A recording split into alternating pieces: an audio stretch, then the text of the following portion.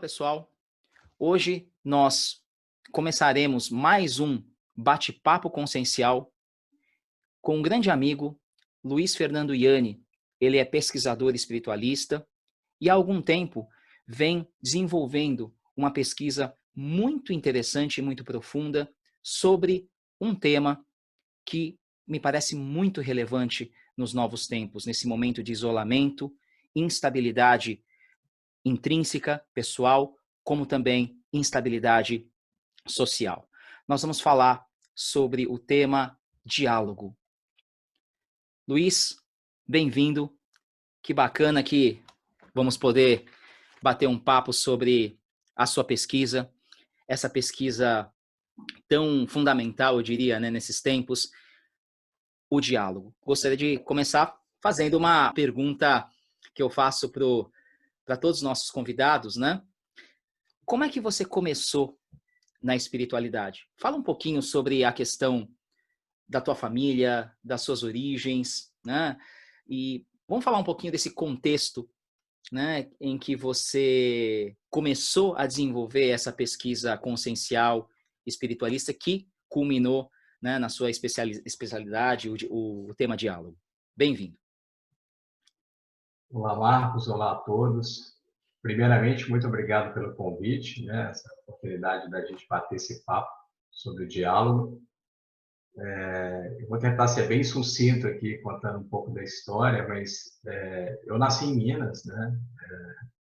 E vivi a maior parte do tempo, né, da minha vida aqui, apesar de ter morado em alguns outros estados. Meu pai trabalhar na área de engenharia civil mudava bastante, a gente acabava acompanhando ele, né, nessas mudanças. Mas a maior parte do tempo eu vivi aqui. E a minha família é uma família de origem católica, né, no sentido de adesão, né, à religião. Minha avó era daquelas que ajudavam a construir a igreja, ajudavam nas atividades, de uma forma muito intensa. E, e, e a partir disso, então, né, acabou que isso foi sendo transferido, né, para os filhos. Os filhos não foram tão assíduos como a minha avó, mas a gente acabou tendo essa formação, então, influência, né, da formação católica. Bom, em termos de formação, eu acabei estudando economia, né, eu tenho formação em economia, ciências econômicas, né, e também depois me especializei na mesma área, né, na parte de finanças. E atuei durante praticamente 15 anos, né, no que é chamado de mercado financeiro, né, trabalhando com uma ênfase em gestão de recursos, né, das pessoas, né, financeiros. Tá? Bom, e aí, no início da década passada, eu tive o grande prazer, né, de conhecer vocês. Então, acho que meu acesso o início, né, das pesquisas vinculadas à espiritualidade, ele começa no momento que eu conheci você, a Renata, né? A gente lá começou a fazer o curso de Enneagrama, o primeiro curso, né? Interessante. E a partir disso, então, eu comecei a desenvolver pesquisas, né, muito participando de cursos aí do Instituto, né, depois também acabei conhecendo o trabalho lá do CEF, né, o pessoal do CEF, um trabalho muito sério, muito bacana. E, em paralelo a isso, eu também comecei a desenvolver as próprias pesquisas, né, de temas que eu fui sentindo relevância em aprofundar. E um desses temas, né, até bastante vinculado a já o convite que foi feito na época para participar de grupos, né, que tinha como base o diálogo, eu acabei sentindo muita relevância em aprofundar sobre essa temática, né, do diálogo. E desde então tenho dado bastante atenção a essa questão. Muito bacana. Só que tem um ponto aí, né, que me parece que foi muito impactante, muito forte, podemos dizer assim, né, que foi exatamente esse momento de choque, podemos dizer assim, entre um trabalho, mercado financeiro, né, que a demanda é muito grande, as pressões são muito altas, com um tipo de pesquisa sensível, espiritualista, baseado nessa, nessa linha mais do diálogo, fora outras também que você faz, né, que a gente conhece, depois a gente pode falar um pouco. Mas teve um momento aí que você teve que fazer uma escolha, não é? Parece que alguma coisa te mostrou que falou, poxa, parece que tem alguma coisa incompatível da coisa que eu tô querendo para a coisa que eu faço atualmente. Como é que foi essa transição de ofício? Eu imagino que deve ter sido bem desafiadora, ou não? Me fala um pouquinho, porque acho que isso é uma coisa muito importante para as pessoas que estão, né, querendo conhecer um pouco mais, nos acompanham, que esse talvez seja um dos pontos mais desafiadores, né, pessoal? Que é, poxa, eu quero fazer um trabalho, eu sinto relevância em fazer um trabalho consciencial, espiritual, e como que eu lido com o meu mundo prático, né? O meu cotidiano, que às vezes encaixa, mas às vezes e geralmente não, né? Parece que a sensação é que o cotidiano muitas vezes nos puxa para um lado, enquanto que as nossas vontades, desejos e buscas existenciais puxam para uma outra direção. E às vezes não é uma solução tão simples, tão fácil, né? Me fala um pouquinho, como é que foi para você esse tipo de experiência, de choque né, e de escolha, podemos dizer assim, porque é uma escolha de vida, não Uhum. deixa de ser, né? Legal. Bom, na verdade, eu durante um tempo eu fui desenvolvendo a atividade do trabalho no mercado financeiro e ao mesmo tempo fazendo as pesquisas, né, vinculadas às temáticas, né, da espiritualidade, né, de um sentido mais amplo, vamos colocar assim. Porém, com o passar dos anos, eu fui sentindo, em alguns aspectos, um, uma desconexão, vamos colocar assim, entre o sentido da atividade que eu desenvolvia, que eu trabalhava, e o que eu realmente estava me dando, vamos colocar assim, tesão de fazer, né? Vontade de fazer, de realizar, que era aprofundar sobre essas temáticas, né, que vinham sendo pesquisadas sobre, novamente dizendo, né, essa questão da espiritualidade no sentido mais amplo. Então, depois de alguns anos, né, na verdade foi no ano de 2015, eu senti de, de, de modificar, de sair da minha atividade, né, e começar a dedicar, a aprofundar sobre alguns temas, no sentido de que eu estava vendo uma certa incompatibilidade entre o aprofundamento e a continuidade do exercício da atividade, né?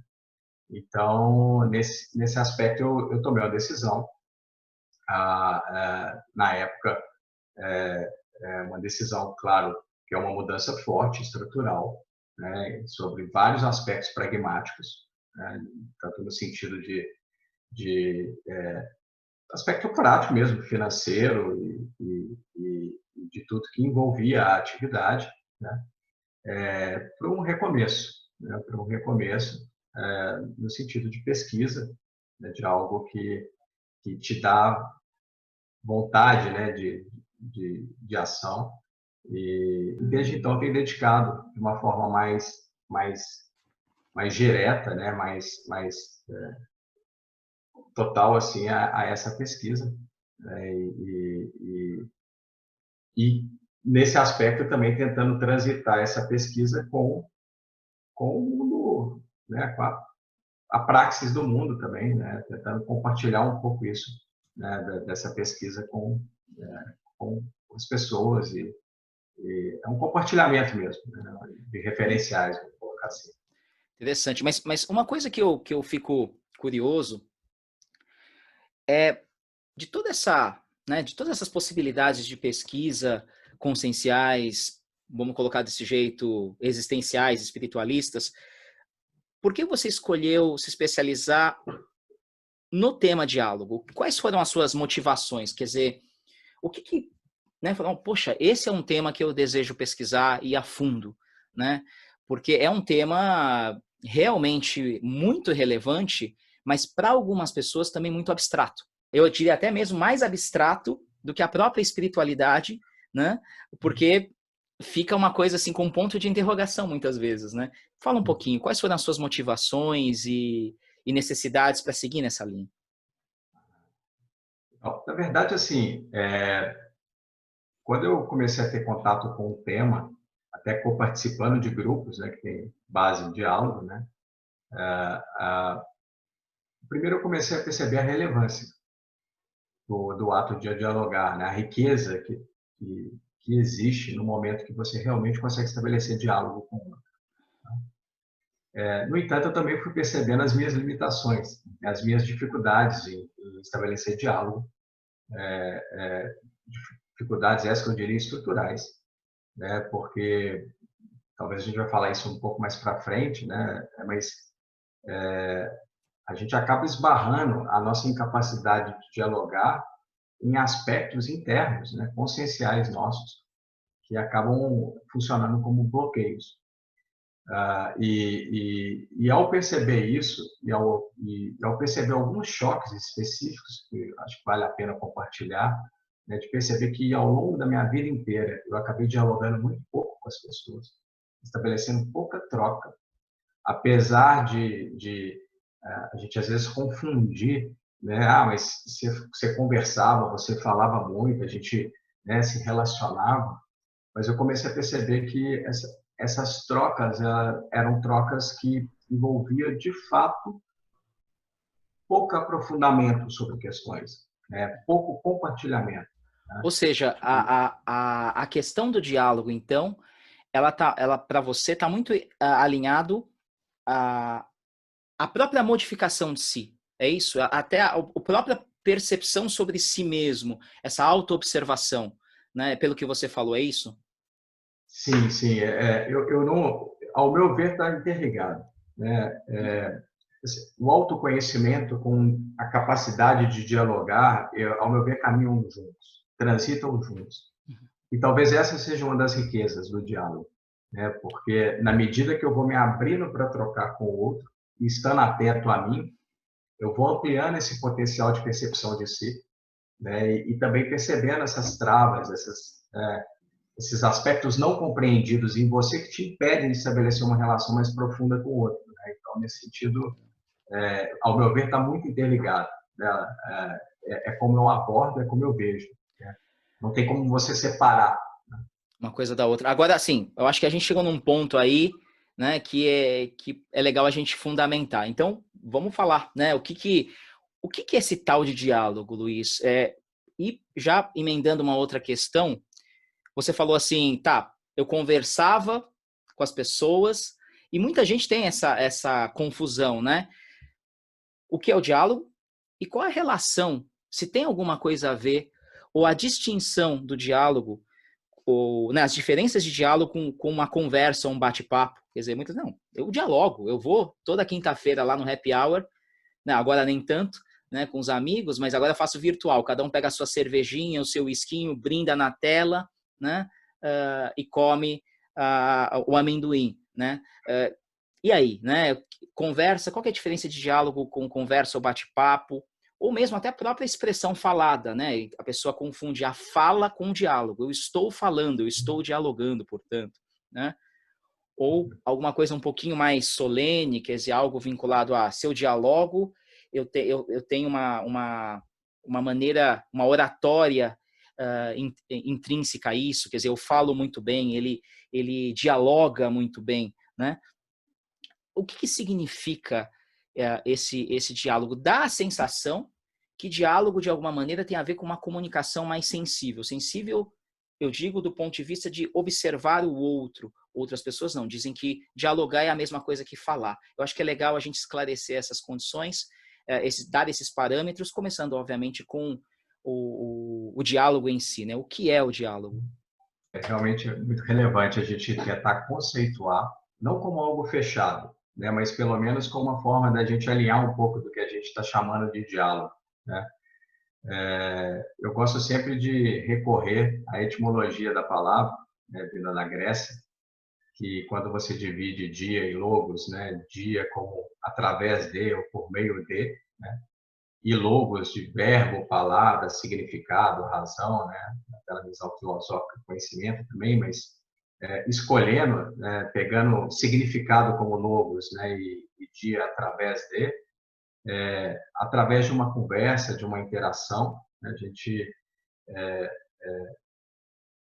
utilizando-se de linguagem verbal e não verbal, né, possibilitar que a gente estabeleça troca, compartilhamento de significados, né? Ou seja, colocando em outras palavras, dialogar envolve em abrir espaço para que o significado do outro atravesse e chegue até a gente, né? E para os participantes daquela interação. Tá?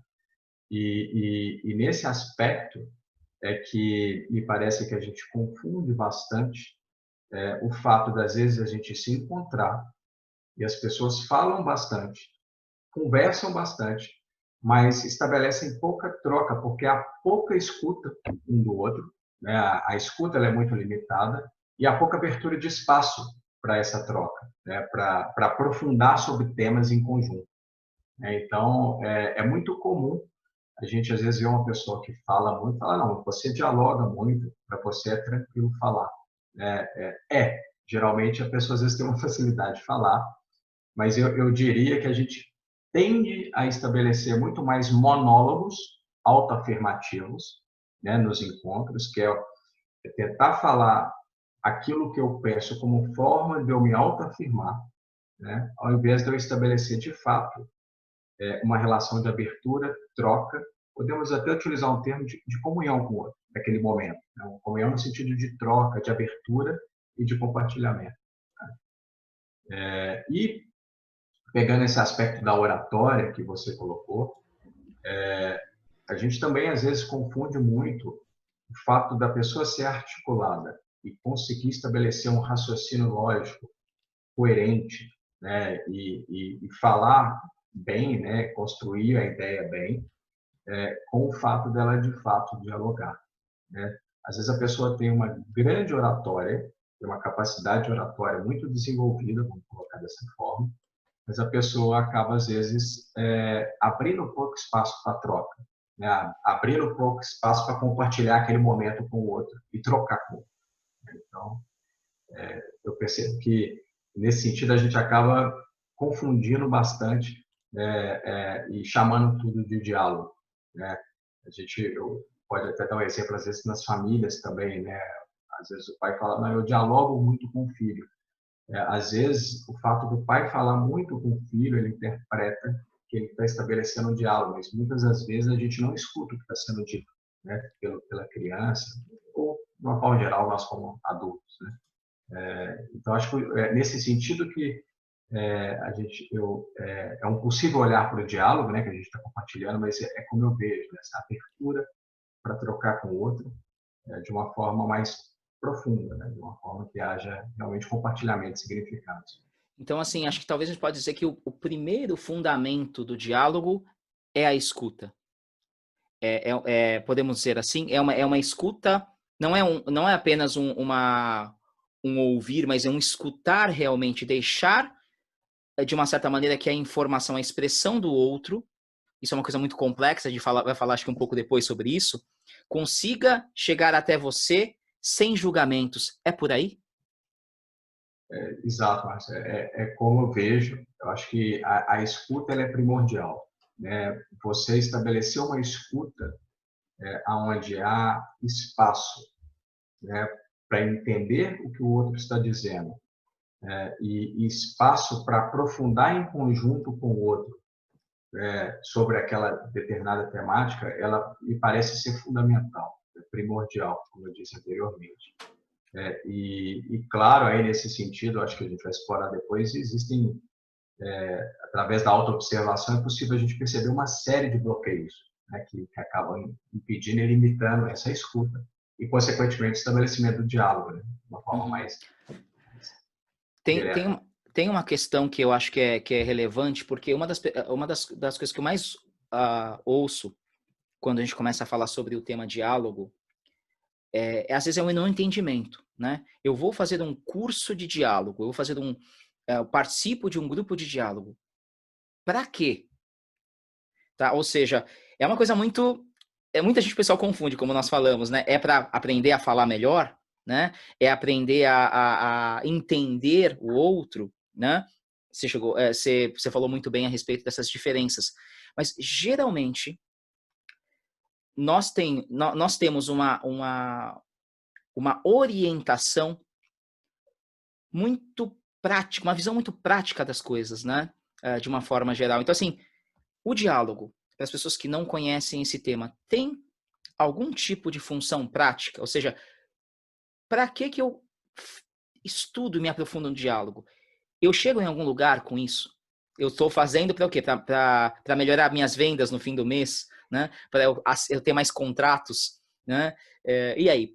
Muita gente pergunta isso, né? Para que você está fazendo lendo livros sobre diálogo? É para melhorar a relação com a minha mãe? Quer dizer, sabe, essas questões muito... Uhum. Qual é a finalidade do diálogo? Há uma finalidade? Então, ao meu ver,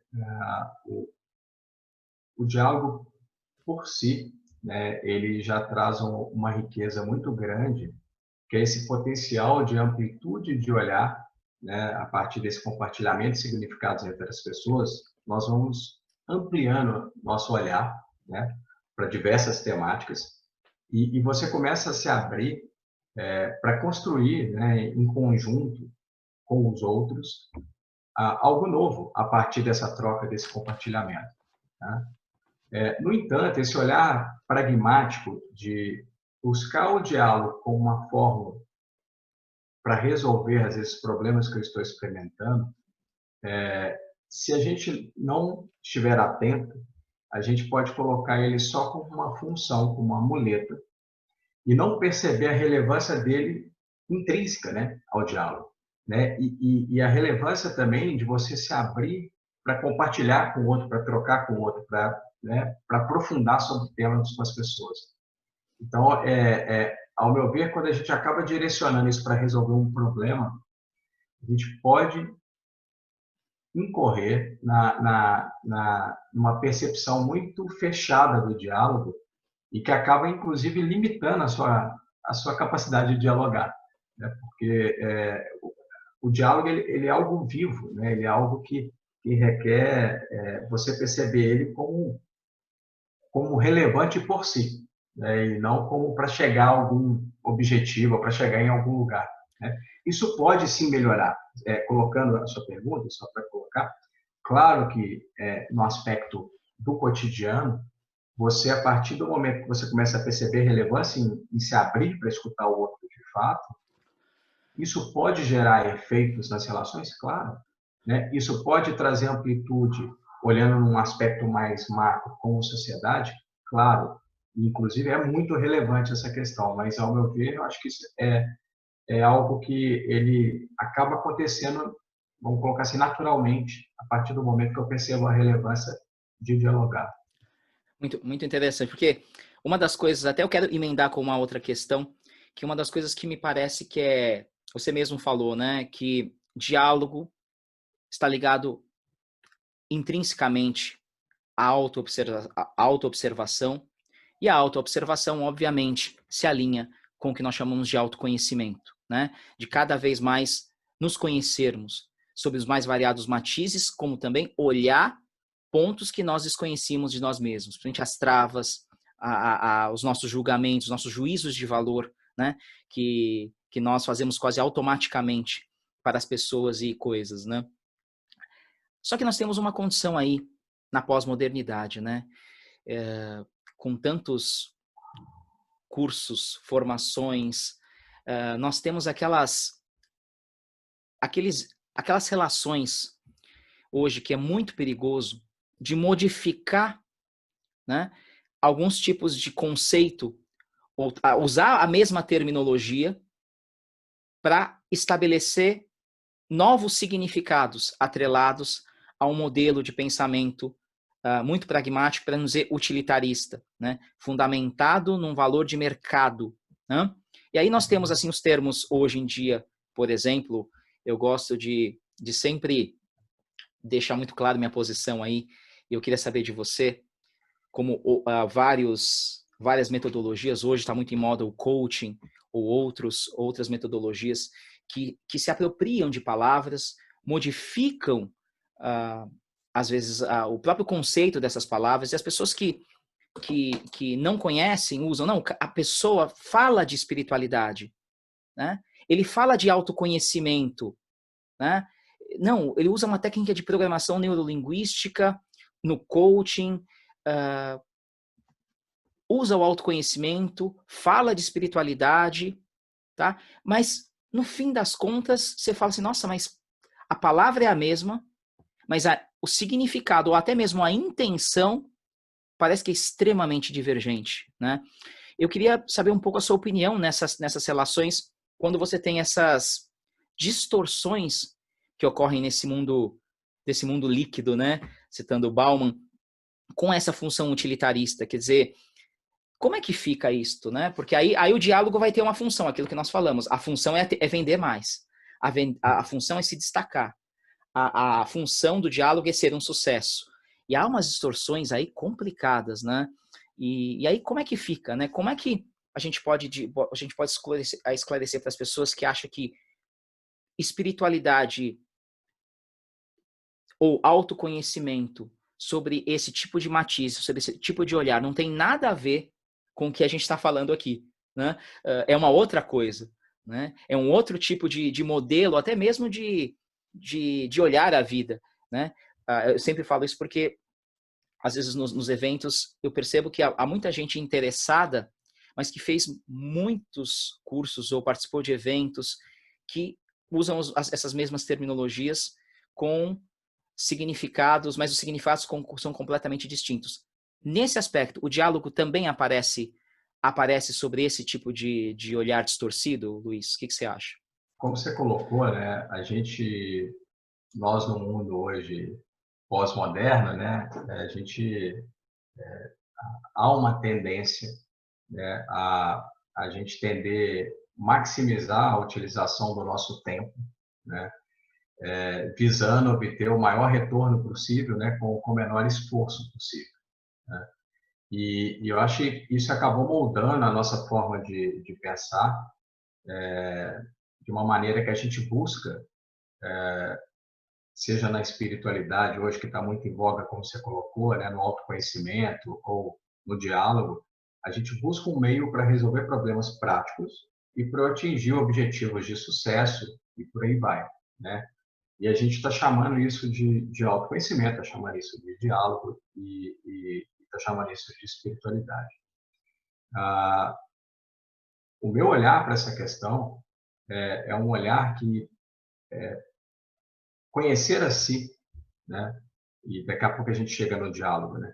Mas o autoconhecimento, ele me parece ser algo intrínseco ao próprio fato de estarmos vivos, né? Na medida que eu estou atento a mim, né? E você está atento para se conhecer, você em algum nível está vivo, né? Vou colocar assim, consciencialmente falando, né? E a questão é que eu não sei o que eu vou conhecer em mim. Essa é a beleza desse autoconhecimento ligado à vida, né, ao ato de estar vivo, né? Porque a gente não sabe o que a gente vai perceber na gente, né? E transbordando isso para o diálogo, né, fazendo essa ponte de uma forma muito sucinta, claro, quando nós estamos dialogando, nós não sabemos o que a fala do outro vai disparar na gente, né? Isso é algo vivo. E nesse sentido, você pode, às vezes, quando você fala em treinar a pessoa para que ela fique expert naquilo, mas o ponto a vida é feita de inusitados, né? E quando o inusitado surge, você não sabe o que vai disparar em você. Então, para mim, a riqueza, e que a gente está acabando,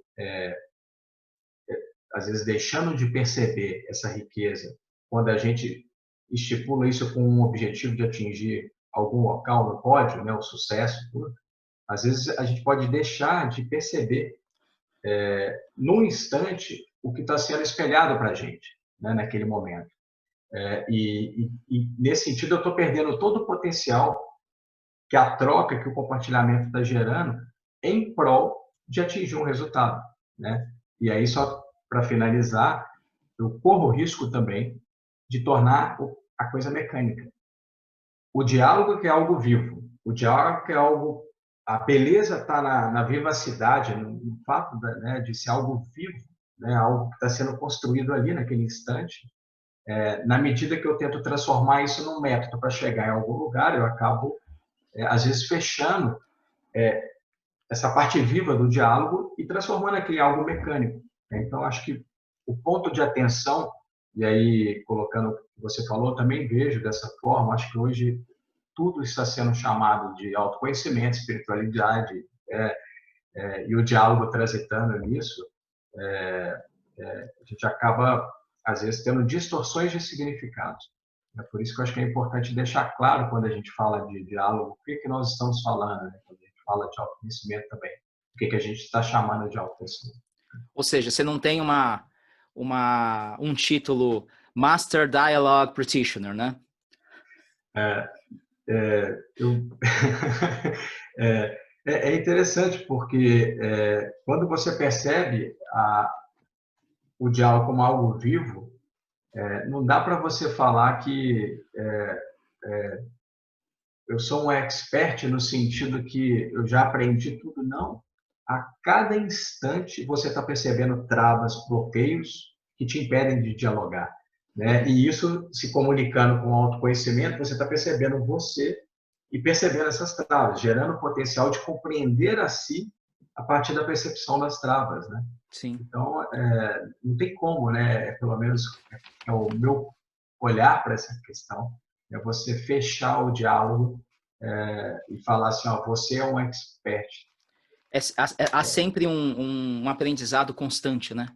E Ah, cada sim. situação, a situação é nova, né? Ela se renova, né? Eu acho que a beleza está aí, né, Marcos? E os nossos significados são vivos. Na medida que eu vou me modificando, eu vou modificando o meu olhar, né, para aquela questão. E por isso que é renovado, né? Quando eu tenho um encontro que realmente há diálogo, é renovado. Porque às vezes o que eu disse ontem não é a mesma coisa que eu vou dizer ontem, porque eu modifiquei o meu olhar. Uhum. E que bom, né? Infelizmente, a gente está num momento que nós estamos tentando cravar, né? Está na moda, né? Você falar, ó, gabaritou, né? Ou lacrou, né? Aham. Está muito na moda você falar, você lacrou. Mas a questão nós estamos em constante aprendizado, né? Então, essa necessidade de lacrar, ela acaba nos fechando para a possibilidade de troca, né? E limitando a troca, né? Então, Uhum. acho que esse é um ponto de atenção, né, na sociedade atual, nós como humanidade. Aham. Agora, vamos para uma questão mais técnica, tá? Legal, mas assim, possivelmente deve haver dúvidas aí para quem está nos acompanhando, que são questões que eu já ouvi pessoas perguntarem em grupos, né, em assunto, até mesmo em cursos, como por exemplo, tá, para eu entrar numa turma ou num exercício de diálogo, tá? Vamos colocar como sendo um grupo de diálogo, né? Porque existem Uhum, grupos que exercitam esses encontros que o foco é o diálogo, né? Vamos colocar uhum, essa premissa, tá? uhum, Eu preciso falar?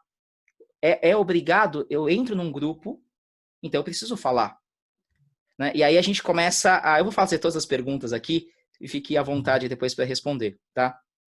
Portanto, essa questão do diálogo atrelada à fala fica muito direta.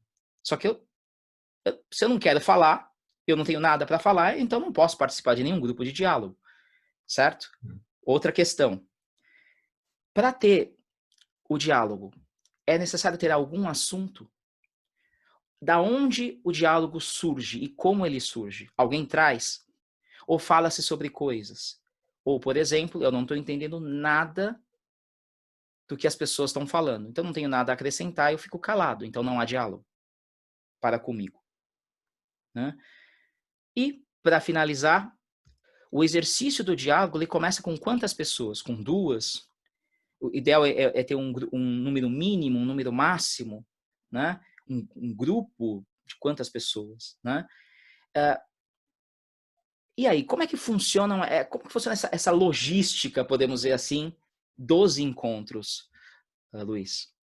O que eu posso compartilhar como referência lá do espaço, né, que a gente vem desenvolvendo um trabalho específico nesse sentido, é que realmente esse ponto que você colocou ele é muito presente, né? Pessoas que às vezes percebem relevância no tema, mas ela fica a primeira trava que ela percebe é que ela não quer falar, né? Ou ela tem vergonha de falar e como que é se eu for participar, né, de alguma atividade que eu tenho que falar.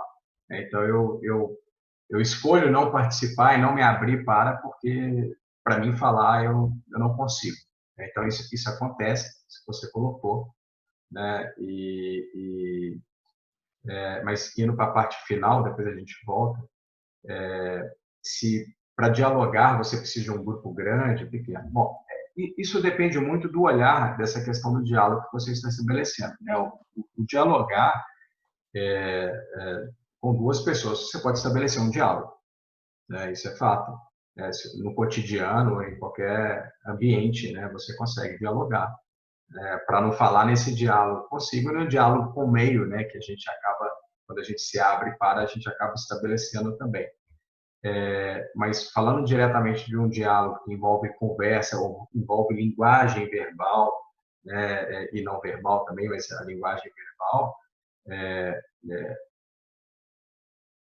duas pessoas já é possível, mas no espaço a gente busca trazer, né, formar grupos com mais pessoas, no sentido de você trazer diversidade, né, de ponto de vista, diversidade que abarca olhares mais amplos, né, para determinadas temáticas, né, que envolvem aspectos culturais e outros aspectos, né.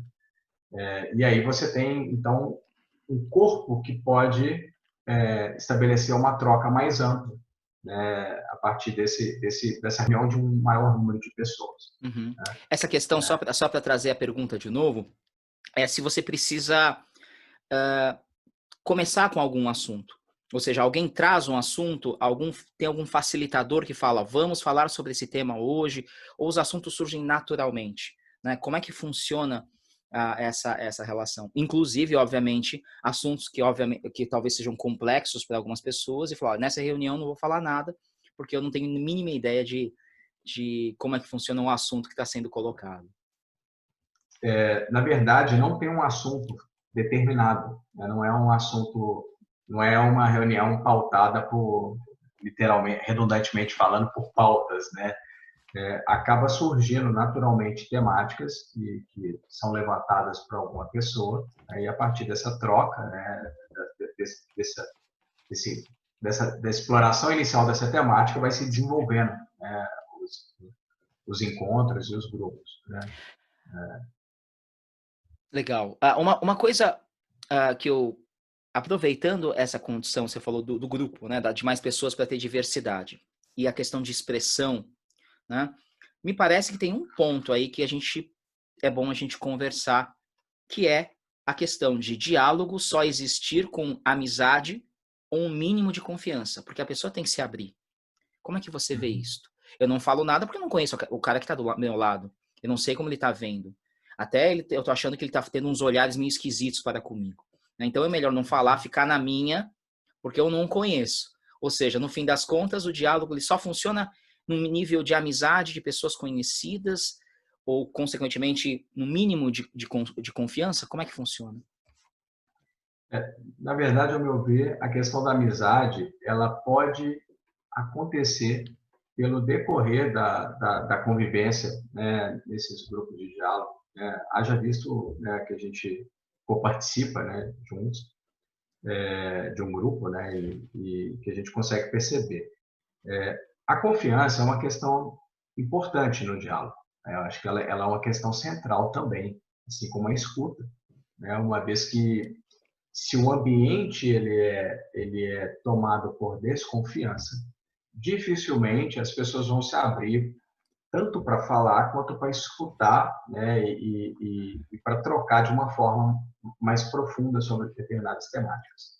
Né? Agora, claro, sem idealizar, é, isso vai sendo construído, ao meu ver. Necessita-se de um mínimo de abertura possível, é claro, e depois isso vai sendo construído a Uhum. partir do desenvolvimento do próprio grupo, né, do desenvolvimento das trocas que vão acontecendo Aham. ao longo dos encontros. Né? A gente pode dizer que, pela tua experiência, a gente falou de tendo duas pessoas, já pode haver o exercício do diálogo, né? Mas conhecer-se, né, é dialogar consigo mesmo em algum nível? Qual é a sua opinião sobre isso? O olhar para si é um tipo de diálogo interno, intrínseco ao ser? Acho que alegoricamente a gente pode dizer que sim, né? No sentido dessa abertura para se perceber, né? Para nos tornarmos mais conscientes de nós mesmos, como nós agimos, né? E reagimos ao mundo, né? Talvez hoje a gente muito mais reage ao mundo do que a gente tem uma ação consciente, né? Minimamente lúcida. Mas, sim, essa autoobservação é uma maneira de estabelecer, né, esse diálogo interno, né, como você colocou, né, de se auto-perceber, perceber quando o outro está dizendo algo, as emoções que eu sinto naquele instante, né, as posturas corporais, os pensamentos que vêm. Né, eu acho que essa riqueza, esse aspecto traz, sim, um diálogo interno, que, ao meu ver, acontece simultaneamente com a própria troca. Né? É claro que a gente tem os nossos momentos que estão sós, e isso também é possível, estabelecer esse diálogo, né? Mas quando a gente está com o outro, essa troca, esse diálogo interno e externo, ele acontece simultaneamente. Existe alguns pontos que eu tenho bastante dúvida, né? E eu queria compartilhar algumas delas que me parece que me alinham um pouco com o que algumas pessoas já chegaram a testemunhar para mim, né? Primeiro, a questão de diálogo, o exercício do diálogo é um exercício de pacificação. Eu dialogo para ter paz. O que eu quero dizer com isso? Eu dialogo para ficar em paz com o outro, para não ficar brigando. Eu exercito o diálogo porque eu sou um cara muito reativo. Eu brigo fácil. Então eu trabalho o diálogo para tentar me apaziguar e estender o que está muito em moda hoje, né? Precisamos amar os outros como se não houvesse amanhã, né? Precisamos ficar em paz com o mundo e com os outros, assim vai. O diálogo também como uma outra condição. Eu dialogo com o outro e eu aprendi a aceitar o outro do jeito que ele é. Ou seja, eu aceito tudo que o outro diz, né? Enfim, porque às vezes o diálogo dá a sensação que se eu não estou concordando, eu não estou dialogando. Como é que? Porque isso é uma coisa mais complexa, né? Onde está a sutileza dessas relações aí, né? E como é que fica essas relações, Luiz? O que você consegue perceber sobre esse... Parece dar a sensação que o diálogo, estou provocando agora, o diálogo é o exercício de você aprender a ficar em cima do muro. Isso, eu concordo, isso legal, mas legal que você se colocou, quer dizer, o dialogar é ficar em cima do muro e não dar resposta nenhuma, tá? E falar, ó, tá bom, eu concordo, mas eu discordo, mas não vou falar de um jeito que a pessoa não se ofenda, é ficar nesse meio termo, né? E aí a coisa fica um pouquinho complicada, porque dá a sensação que dialogar é, de alguma forma, você conseguir sublimar choques e conflitos. Dialogar é não ter conflito, é não ter choque, né? E aí, como é que qual é a sua visão sobre essas questões e a relação, para resumir, do tema diálogo com o sentido de discordância, concordância e o sentido de consenso, né? Só isso Legal. dá algumas horas, né? Eu falei, né? É uma pergunta muito ampla. Muito Vamos amplo. ver se eu esquecer de alguma parte, por favor, A gente retoma. a gente retoma. Vou começar com essa questão da paz, né, de pacificar. A primeira questão que eu acho que é legal a gente retomar às vezes a gente confunde o ato de trocar, de dialogar, com a tentativa de convencer o outro a concordar comigo, né? Que eu falo, mas tentando o outro, convencer o outro a fazer aquilo que eu penso, ou a concordar com a forma que eu penso. Tá? E eu acho que essa que é a questão, talvez, que acaba gerando bastante conflito, né, quando a gente está se abrindo para dialogar, porque o diálogo, no sentido mais amplo, não tem a intenção de fazer com que todos pensem igualmente, né? A gente pode, através das trocas, construir um consenso a partir da riqueza do compartilhamento de significados, né? Mas não necessariamente eu tenho que concordar com você.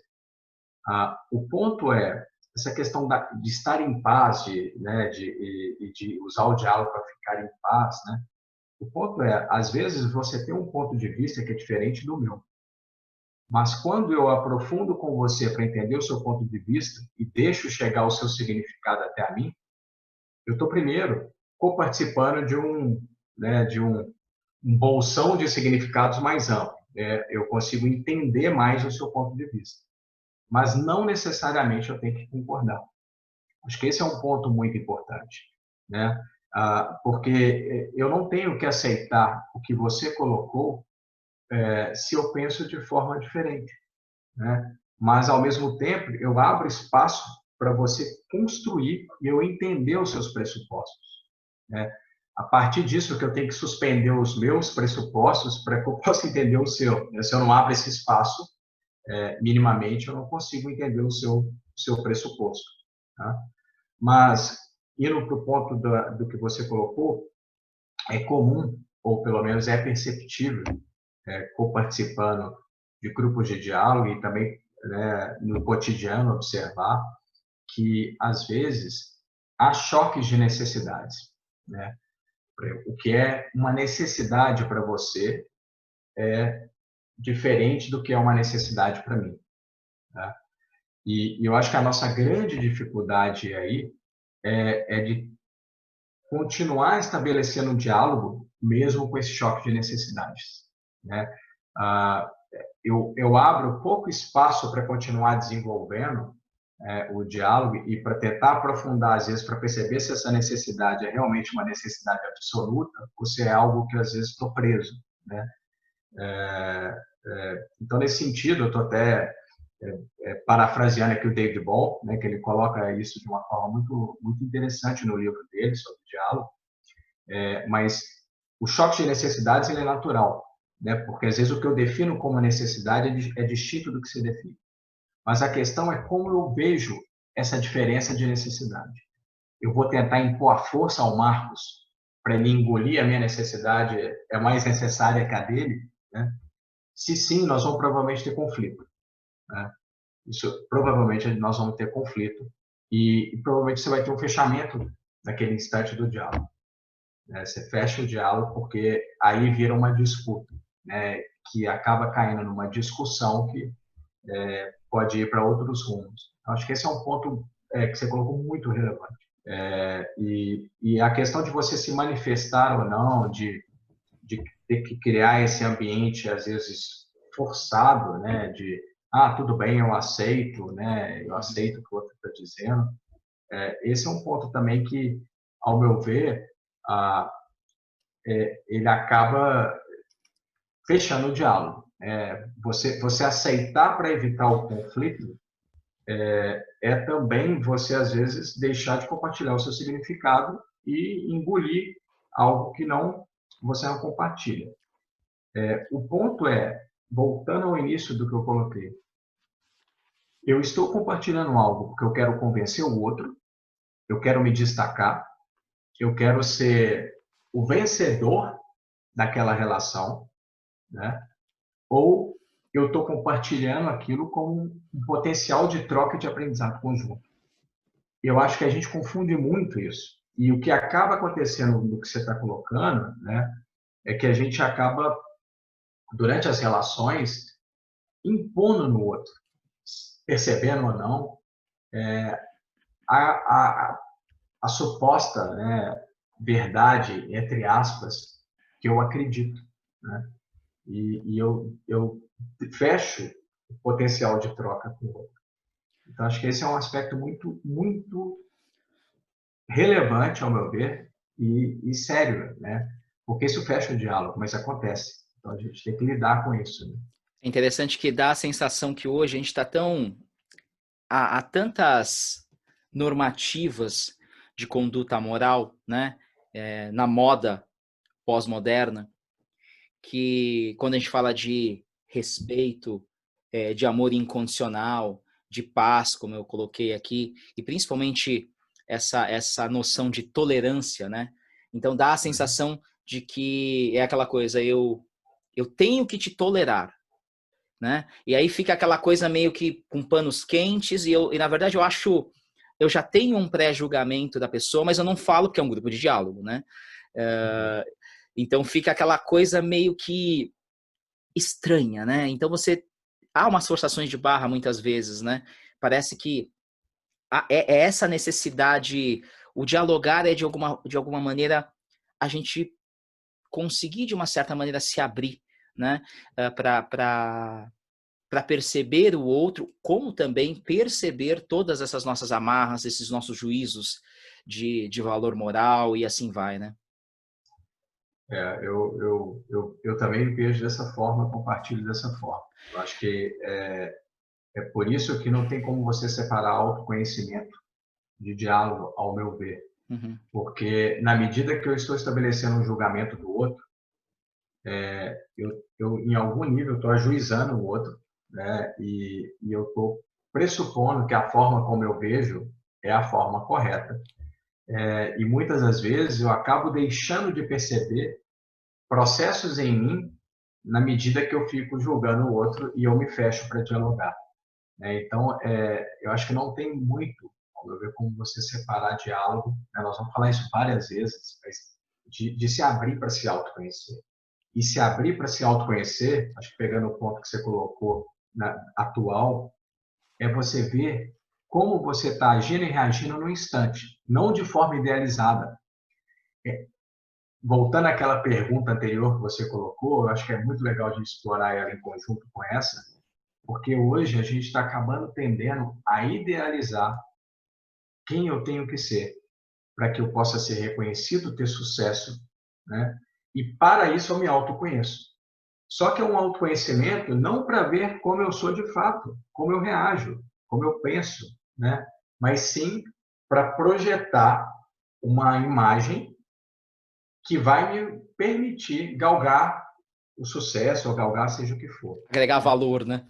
Agregar valor. Então, o ponto é, para deixar claro, nós não estamos fazendo aqui, de forma nenhuma, a intenção é fazer uma apologia a não ter êxito no que você faz. Não é isso. Mas é perceber a diferença, como você colocou, né, de significado, de você se autoconhecer no sentido de ver como você é a cada instante, de você se autoconhecer no sentido idealizado para atingir um objetivo que geralmente está vinculado a resultado e a questões pragmáticas. É uma larga diferença, ao meu ver, uma ampla diferença.